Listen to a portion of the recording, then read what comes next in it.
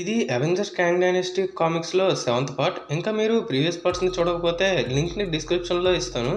ముందు అవి చూసిన తర్వాత ఈ వీడియోకి రండి, అప్పుడే మీరు స్టోరీకి ఇంకా బాగా కనెక్ట్ అవుతారు. ఇక ప్రీవియస్ ఎపిసోడ్స్లో వార్బర్డ్కి సెంట్రియన్ అయిన మార్కస్ తన గురించి చెప్పి తనని ఎప్పుడు ప్రొటెక్ట్ చేస్తానని ప్రామిస్ చేస్తాడు.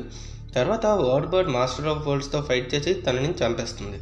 జనరల్ రాస్ క్యాంగ్ పైకి సెంట్రినల్స్ని పంపిస్తాడు, కానీ క్యాంగ్ వాటిని కంట్రోల్ చేస్తాడు అండ్ అక్కడున్న అవెంజర్స్ని ఓడించి ఎత్తపైకి బయలుదేరుతాడు. ఇక ఇవాళ భయంకరంగా ఉన్నాడు. తను ప్లాన్ చేశాడు తను అంతా చూస్తాడు. తనకి అంతా తెలుసు. ఒక ప్రమాదకర వ్యక్తికి చెందిన వేరియంట్స్ చాలా మంది రాబోతున్నారు. వాళ్ళు దాడి చేసేలోగా మనం సిద్ధంగా ఉండాలి.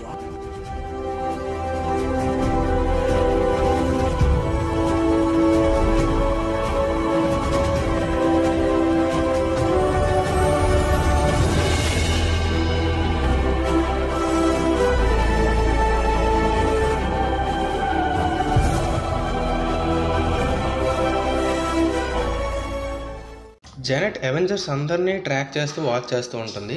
అందులో కెప్టెన్ వాళ్ళ టీం అందరూ బ్రతికే ఉంటారు, కానీ వాళ్ళ కమ్యూనికేషన్ అనేది కట్ అయిపోతుంది.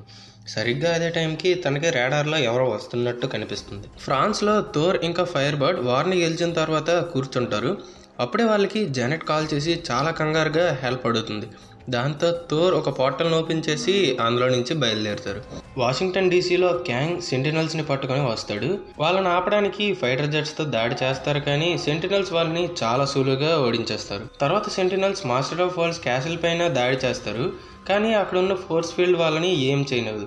ఇంకా క్యాసిల్ లోపల డిఫెన్స్ సిస్టమ్ సెంటినల్స్ని డిస్ట్రాయ్ చేసేస్తుంది. ఇక క్యాంగ్కి కోపం వచ్చి తన షిప్తో 2 బ్లాస్ట్స్ని చేస్తాడు. ఫస్ట్ బ్లాస్ట్తో షీల్డ్ ఆల్మోస్ట్ బ్రేక్ అయిపోతుంది.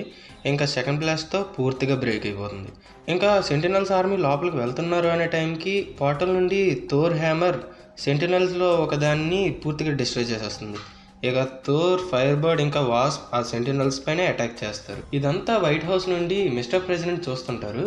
అప్పుడే సెక్యూరిటీ వాళ్ళు అక్కడికి వచ్చి మీరు ఇక్కడ ఉండడం సేఫ్ కాదు మిస్టర్ ప్రెసిడెంట్ అని చెప్పి చాపర్లోకి ఎక్కిస్తారు. ఇక Thor and fire bird Sentinels పైన వాళ్ళ పూర్తి శక్తితో దాడి చేస్తారు. సెంటినల్స్ ని డిస్ట్రాయ్ చేస్తూ ఉంటారు. దాంతో అక్కడ ఉన్న ప్రజలంతా కూడా భయంతో సిటీని ఖాళీ చేసి వెళ్ళిపోవడానికి ప్రయత్నిస్తారు. అందువలన అక్కడ మొత్తం ట్రాఫిక్ ఏర్పడుతుంది. క్యాసిల్ లోపల ఉన్న ప్రజలంతా కూడా ఎలాగోలా బయటపడడానికి గోడలను ఎక్కడం మొదలు పెడతారు. ఇంకోవైపు సెంటినల్స్ థోర్ పైన అటాక్ చేసి థోర్ ని పరగొడుతున్నారు అనే టైంకి వండర్ మ్యాన్ అక్కడికి వచ్చి ఆ సెంటినల్ ని డిస్ట్రాయ్ చేసేస్తాడు. ఇదంతా చూస్తున్న క్యాంగ్ కి చాలా కోపం వస్తుంది. ఇంకా తను ఒక సిటీని ఒక బ్లాస్ట్ తో డిస్ట్రాయ్ చేసేస్తాడు. అది చూసిన థోర్ కి కోపం విపరీతంగా పెరిగిపోతుంది. దాంతో క్యాంగ్ ని అటాక్ చేయడానికి వెళ్తాడు.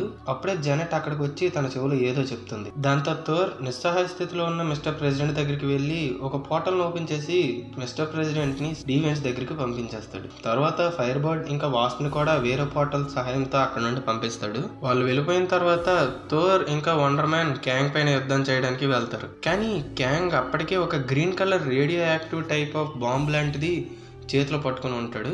దాన్ని సిద్ధం చేసిన తర్వాత కిందకి పడేస్తాడు. దాన్ని ఆపడానికి థోర్ ఇంకా వండర్ మ్యాన్ చాలా ప్రయత్నిస్తారు, కానీ అప్పటికే ఆలస్యం అయిపోతుంది. బాంబ్ సిటీని ఢీకొంటుంది. దాంతో అక్కడ పెద్ద పేలుడు ఏర్పడుతుంది. దాంతో సగం వాషింగ్టన్ నాశనం అయిపోతుంది. అంతా పొగ.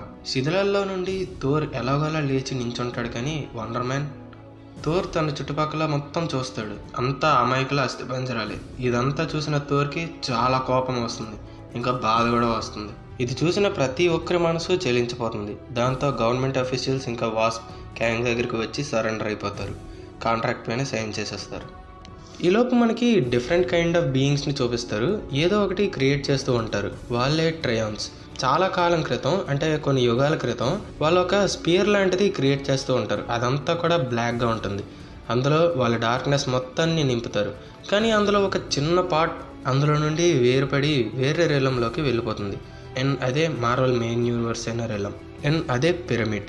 దాన్ని మనం ముందే డిస్కస్ చేసుకున్నాం. ఇంకోవైపు కెప్టెన్ టీమ్ని క్యాంగ్ డ్రోన్స్ పూర్తిగా చంపేయడానికి వస్తాయి. సరిగ్గా అదే టైంకి వాళ్ళని ఎవరో రక్షిస్తారు. అండ్ వాళ్ళని ఒక ఫోర్స్ ఫీల్డ్ లోపలికి పట్టుకెళ్తారు. అది మరెవరో కాదు, కసార్ ఇంకా లివింగ్ లైట్నింగ్. అండ్ వాళ్ళ అందరి గురించి చెక్ చేస్తుంటే అప్పుడు అర్థమవుతుంది స్కార్లెట్ విచ్ మిస్ అయింది అని. ఇక వాళ్ళు భూమిని ఎలాగైనా రక్షించాలి అని చెప్పి వెళ్తారు. కానీ అక్కడ వాళ్ళకి ఆ పిరమిడ్ కనిపిస్తుంది. దాంతో ఒక డ్రోన్ ఆ పిరమిడ్ని పట్టుకొని వెళ్ళిపోతుంది. దాన్ని చూసిన లైట్నింగ్ అండ్ కసార్ కెప్టెన్తో చెప్తారు, ఈ పిరమిడ్ గ్యాంగ్ అంటే చాలా ప్రమాదకరం, ఇదే మన ముందున్న అసలైన ప్రమాదం, దీని ముందు మనం సాల్వ్ చేయాలి అని చెప్తారు. అప్పుడే అక్కడికి ఒక స్పేస్ షిప్లో విజన్ ఇంకా కొందరు టీంతో వస్తారు. అప్పుడే మనకి బ్యాక్గ్రౌండ్లో ఒక వాయిస్ వచ్చి, ఇదే నాగా హిల్స్, ఇండియాలో ఉంది. ఇక్కడ ఒక గ్రామంలో ఒక చిన్న కుటుంబంలో 3 అబ్బాయిలు జన్మిస్తారు. ఒకడేమో బుద్ధివంతుడు, రెండోవాడు బలవంతుడు, మూడోవాడు ఆకర్షవంతుడు.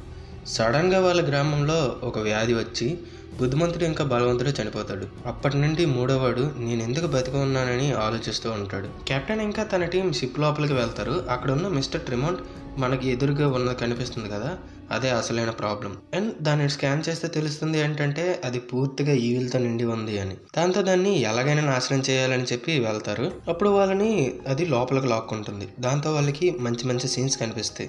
దాంతో విజన్కి అర్థమవుతుంది ఇక్కడ ఏదో తేడా జరుగుతుంది అని. తర్వాత అనుమానించిన విధంగానే వాళ్ళ మైండ్తో ఎవరో ఆడుకుంటుంటారు. కానీ కెప్టెన్ మాత్రం అందులో నుండి ఎలాగోలా బయటకు వచ్చి మిగిలిన వాళ్ళని కూడా కాపాడుతాడు. తర్వాత అవెంజర్స్ ని అక్కడ ఉన్న ఏలియన్స్ అటాక్ చేస్తారు. దాంతో ఇక్కడ ఒక యుద్ధం అయితే జరుగుతుంది. తర్వాత తెలుస్తుంది ఏంటంటే మెల్లగా ఏలియన్స్ అవెంజర్స్ పవర్స్ అన్నిటిని లాగేసుకుంటుంది అని.